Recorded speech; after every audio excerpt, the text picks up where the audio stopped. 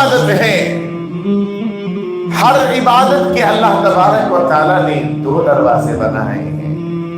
ایک عبادت کو قبول کرنے کا دروازہ، ایک عبادت کو رد کرنے کا دروازہ.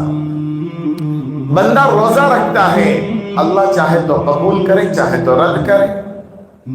ذکر کرتا ہے، چاہے تو ایکسپٹ کرے چاہے تو ڈکلائن کرے. حج کرتا ہے، کیا کوئی بندہ دعویٰ کر سکتا ہے کہ میرا حج قبول ہو گیا؟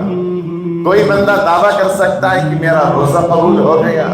کوئی بندہ دعویٰ کر سکتا ہے کہ میرا قرآن قبول ہو گیا، میرا حج قبول ہو گیا، میری خیرات، میرا صدقہ، میری زکوٰۃ قبول ہو گئی؟ کوئی دعویٰ کر سکتا ہے کوئی دعویٰ کرنے والا؟ اللہ چاہے تو قبول، اللہ چاہے تو رد. ذکر قبول رد، صدقہ قبول رد، زکوٰۃ قبول رد، مساجد کی تعمیر قبول رد، مدارس کا اہتمام قبول رد. اللہ چاہے تو قبول کرے چاہے تو رد کرے. لیکن ہر عبادت کے لیے دو دروازے بنائے، چاہے ایک قبولیت کا ایک رد کا، چاہے تو قبول کرے چاہے تو رد کرے.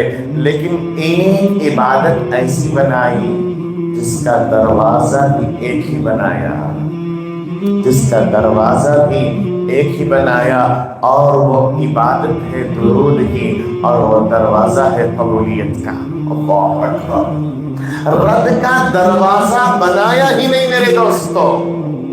غور سے سنو، درود کی اہمیت دل میں بٹھاؤ اور محبت سے درود پڑھو، محبت سے درود پڑھو، شوق سے درود پڑھو.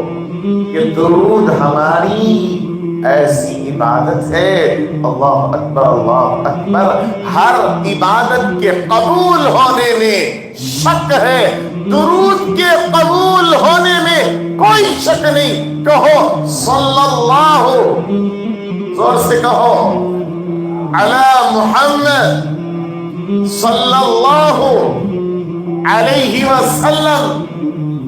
جتنے احباب نے درود پڑھا ہے نا، میرا دعویٰ ہے کہ سب کا درود قبول ہو گیا.